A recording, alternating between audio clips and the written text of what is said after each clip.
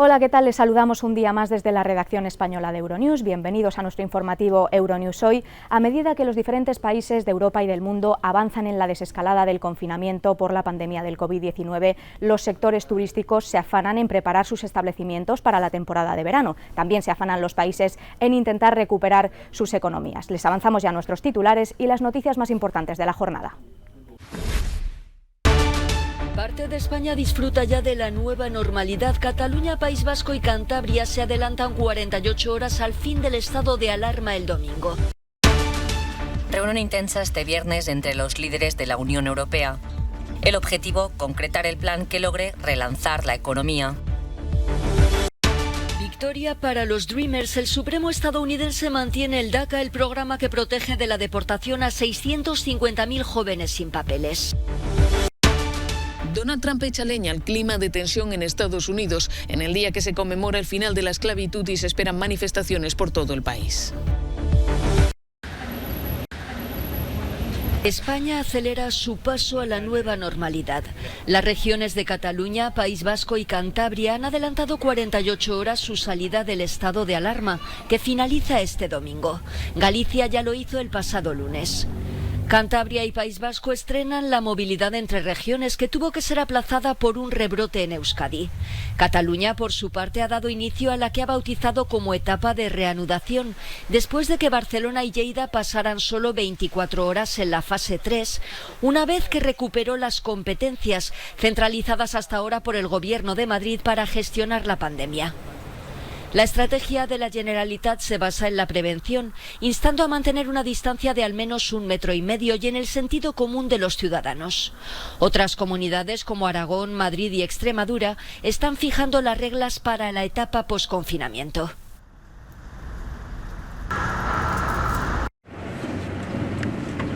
China intenta calmar la situación, declarando bajo control el nuevo brote de coronavirus detectado en los últimos días, que llevó a ordenar, entre otros, el cierre de colegios en Pekín. En la última semana se confirmaron 158 nuevos casos, ligados a un mercado local.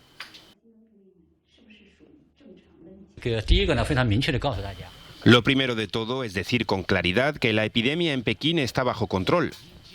Pekín respondió con rapidez y descubrió la epidemia en una fase temprana, y enseguida se localizó su origen y se tomaron medidas para impedir su transmisión, controlando la epidemia cuando era pequeña.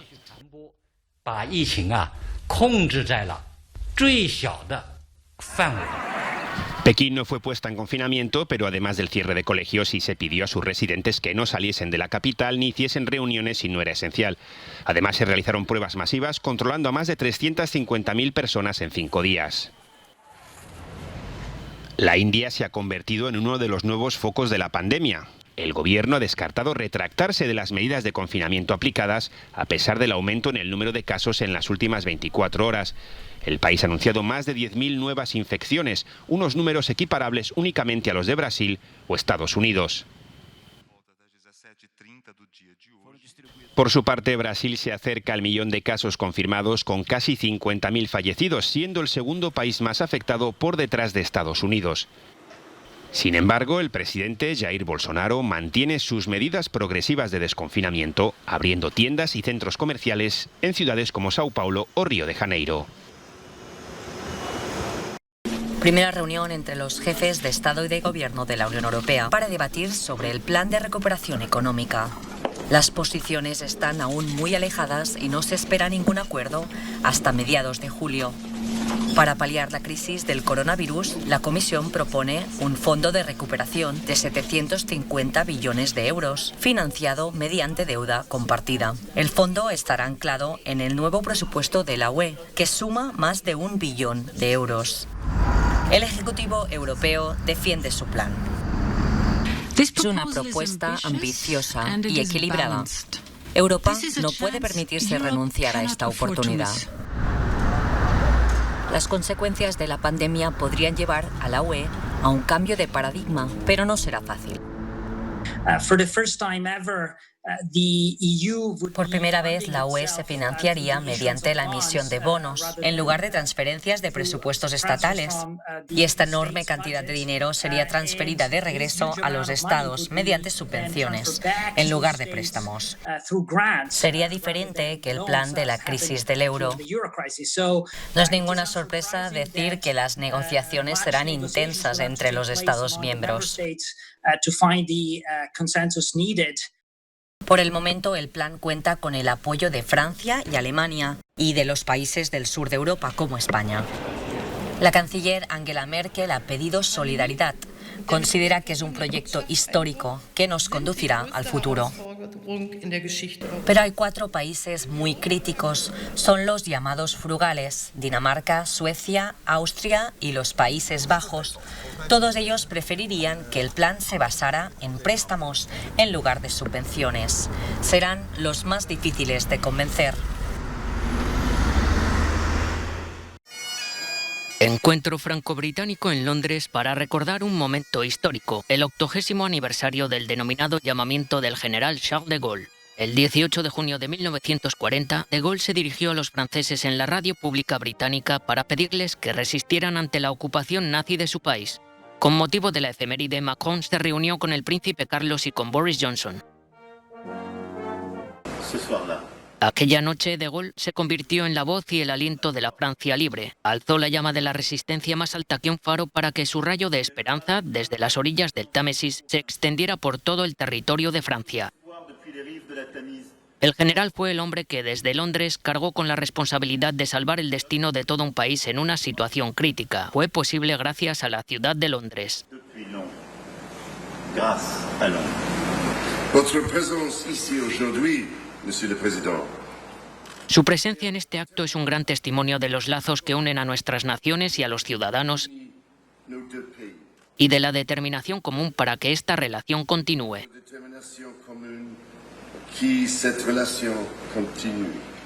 El llamamiento del general de Gaulle fue transmitido a sus compatriotas durante las primeras horas de la noche del 18 de junio de 1940. Su mensaje, en el que les instaba a mantener la lucha, a pesar del avance de las tropas nazis, está considerado como el discurso que alumbró el nacimiento de la llamada resistencia francesa. Antes de dirigirse a Londres, Macron asistió a varios eventos conmemorativos en París para celebrar el aniversario. Posteriormente, en Downing Street, se reunió con el primer ministro del Reino Unido, en el que fue su primer viaje internacional desde el confinamiento establecido en Francia debido a la pandemia de COVID-19.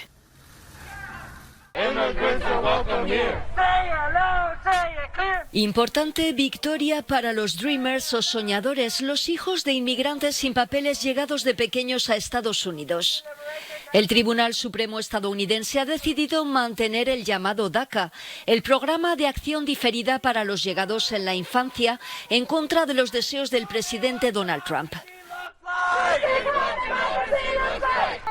Se trata de un programa creado en 2012 por el expresidente demócrata Barack Obama, que protege de la deportación a unos 650.000 jóvenes indocumentados. Con 5 votos a favor y 4 en contra, el alto tribunal concluyó que Trump no siguió los mecanismos establecidos por la ley cuando interrumpió el DACA en 2017. El inquilino de la Casa Blanca ha calificado la decisión del Supremo de horrible y ha instado a los estadounidenses a votar por él en las próximas elecciones de noviembre para que pueda nominar a nuevos jueces para esa corte.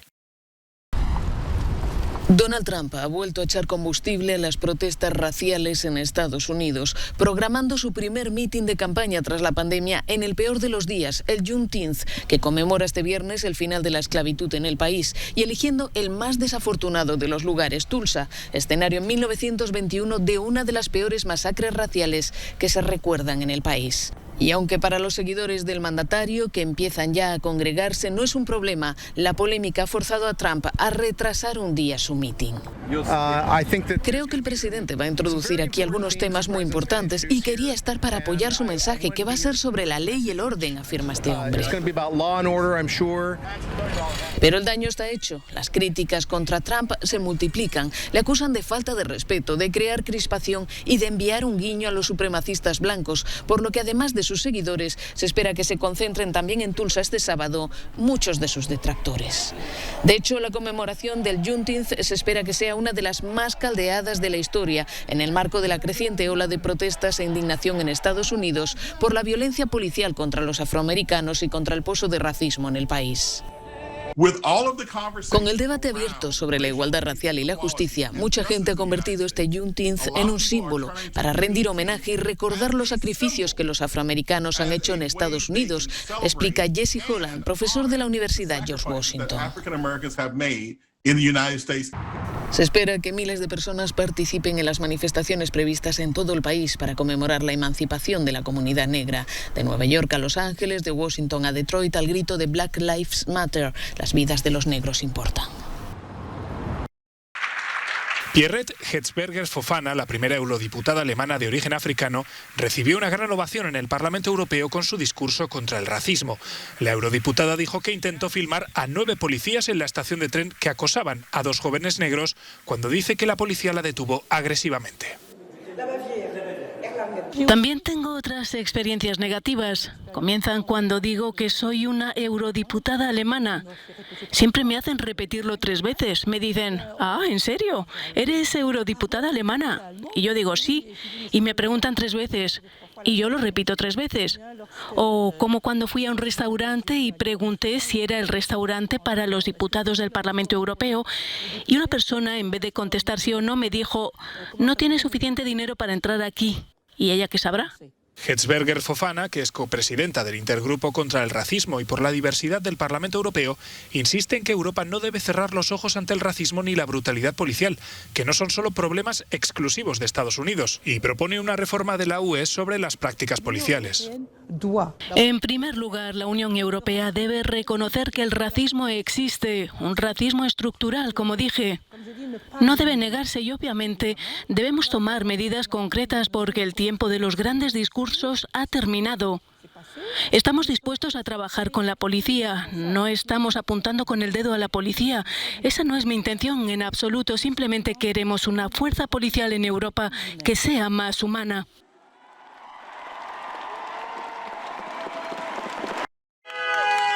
Bielorrusia se ha convertido en un aliado más que incómodo para la Unión Europea. Este jueves fue detenido en ese país el banquero Víctor Babariko, el único rival que se iba a enfrentar al presidente Alexander Lukashenko en las elecciones presidenciales del próximo 9 de agosto. Una detención que ha coincidido con la cumbre por videoconferencia entre el Ejecutivo Comunitario y los 6 países del bloque exsoviético con los que mantiene una alianza, entre ellos Bielorrusia. La presidenta de la Comisión ha lanzado una advertencia a Minsk. Las autoridades bielorrusas deben dar un contexto político significativo a las elecciones del próximo 9 de agosto, dice Ursula von der Leyen. Todos los activistas detenidos arbitrariamente deben ser liberados inmediatamente. El Estado de Derecho debe ser respetado. La gente de Bielorrusia reclama elecciones democráticas. Lukashenko lleva más de un cuarto de siglo al timón de uno de los países menos democráticos de Europa, donde toda protesta o disenso son reprimidos. Además de Bielorrusia, la Asociación Oriental con la Unión Europea incluye a Moldavia, Ucrania, Georgia, Azerbaiyán y Armenia.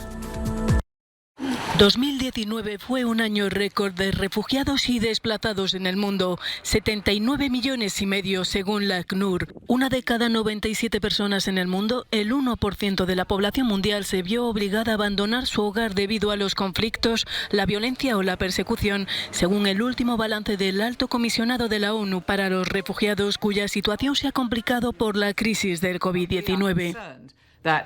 Nos preocupa que como consecuencia del cierre de las fronteras debido al COVID se deniegue el derecho a solicitar asilo. Creemos que es posible tanto proteger el sistema de salud pública en las fronteras como proporcionar asilo humanitario a quienes lo necesitan y hacerlo de manera segura, respetando la cuarentena, las evaluaciones a distancia y logrando un equilibrio entre el derecho de asilo y la salud pública, declaró la alta comisionada de Protección de Naciones Unidas para los Refugiados. La cifra de desplazados duplica la que había a inicios de la década. Entre 2010 y 2019, 100 millones de personas se vieron obligadas a buscar protección dentro o fuera de sus países. La ACNUR alerta de otra tendencia preocupante. Cada vez es más difícil para las personas que abandonan sus hogares poder regresar a sus lugares de origen. Alice Borges entrevista en París al fotógrafo sirio Amir al-Halbi. Amir, que en realidad se llama Walid Mashhadi, inició su carrera en 2014 como fotógrafo freelance cubriendo el conflicto sirio para diferentes agencias, hasta que en 2016, año en que perdió a su padre en un bombardeo y decidió salir del país, pidió asilo en Francia. Antes de ser fotógrafo profesional, Amir era un joven veinteañero que sobre la marcha se hizo reportero de guerra. Un periodista me ayudó, me dio una pequeña cámara de fotos y así empecé. No había escuelas ni universidades, no había nada. Así que miré el trabajo de otros fotógrafos y meses después estaba trabajando para una agencia palestina, meses después para una agencia italiana y luego trabajé para una agencia francesa. Avec l'agence palestinienne, quelques mois après je travaillé avec l'agence italienne, quelques mois après je travaillé avec l'agence française. Ganador de los premios Polka, Bayeux y seleccionado por la prestigiosa World Press Photo, Amir al-Halbi resultó herido en Siria por disparos durante una protesta por la paz en abril de 2012. Hoy todo eso ha quedado atrás. Francia es un país muy diferente de Siria. Aquí hay libertad, la gente puede manifestarse libremente. Hace 9 años que viví la revolución en Siria. Por eso sigo yendo a manifestaciones, para hablar y conocer a gente. Después de documentar las protestas de los chalecos amarillos, Amir ahora está lanzando un proyecto para seguir el trabajo realizado por organizaciones que luchan contra las desigualdades sociales en Francia.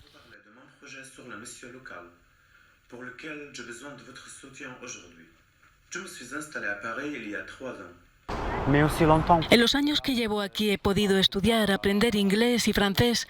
Trabajo como fotógrafo, que es lo que me encanta. Así que eso es lo que soy y eso es lo que hago.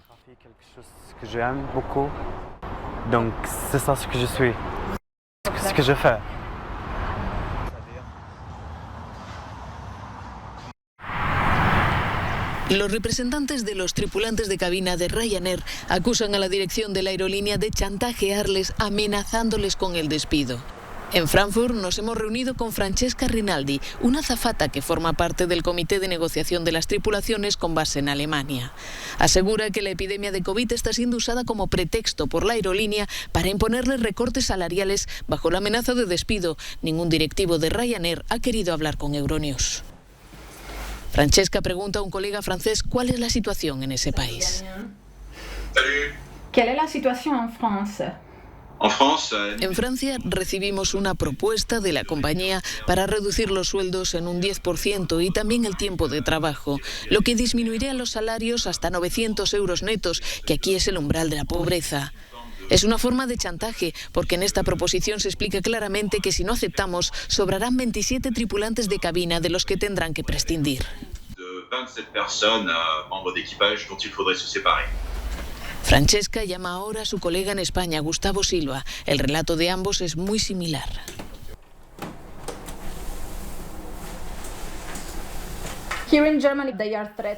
Aquí en Alemania están amenazando implícita, pero también bastante explícitamente, con un excedente de 571 tripulantes de cabina, de 940. Así que quieren deshacerse de casi el 60% de la tripulación de cabina. Por eso quería saber cuál es la situación en España. ¿Estáis siendo chantajeados o amenazados?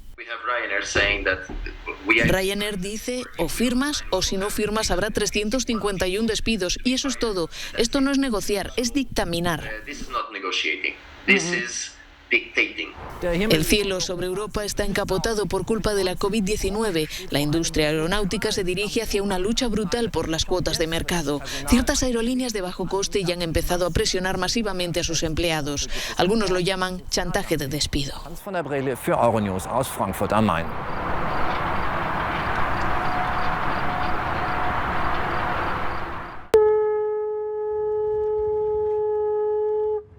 Esta es la odisea de Juan Manuel Ballestero, un intrépido navegante argentino que no dudó en cruzar el Atlántico en velero para reunirse con sus padres, Carlos y Nilda, de 90 y 82 años. Quería sobre todo llegar a tiempo al cumpleaños de su padre y casi lo ha conseguido. El confinamiento y el cierre del espacio aéreo debido a la pandemia le llevó a viajar desde la costa de Portugal a Mar del Plata en su velero Skua. Zarpó el 24 de marzo y ha cruzado 3.500 millas náuticas, más de 6.400 kilómetros en un pequeño velero de fibra de vidrio, cuando para una travesía así se requiere un barco de acero. Les mando este video para que vean más o menos la aventura que me tocó vivir con el de Skua. Y bueno, nada, hice lo posible. Hice lo posible para estar en tu cumple, pa. Este aventurero de 47 años es surfista, capitán de barco, buzo y paracaidista.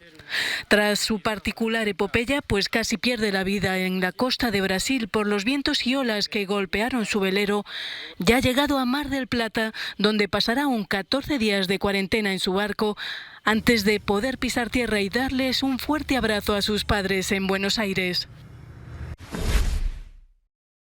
Hasta aquí nuestro informativo de hoy. Ya saben que pueden seguir conectados con la actualidad en todo momento a través de nuestra web y nuestras redes sociales, así como en los boletines informativos de nuestra televisión. Gracias por habernos acompañado un día más y hasta la próxima.